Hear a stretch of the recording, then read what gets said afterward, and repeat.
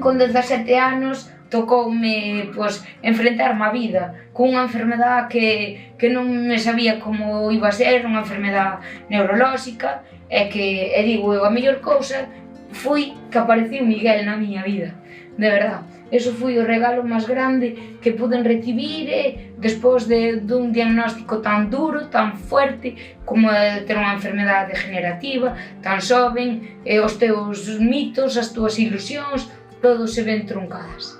Pero, como estamos xuntos aquí... Chámalle destino ou casualidade.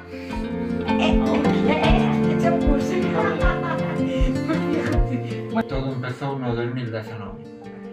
No Centro Cívico de San Diego, nunha merenda da Asociación de Esclerosis Múltiple, ACEM.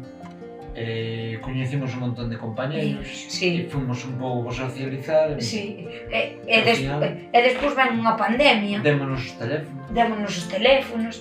E Miguel, como é tan caballeroso, os colliu po día seguinte e chamoume, claro, pero primeiro mandame un WhatsApp e dime, podemos falar. Non vai ser que estuviera ocupada. Claro. E despois fomos falando. Todos os días falábamos.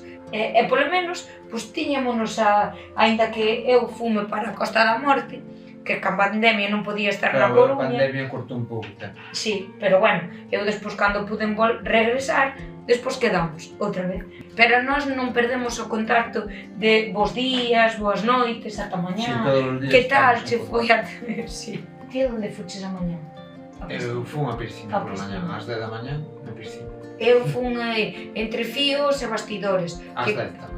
Ás 10 tamén, que comecei hoxe a actividade aí no Ágora.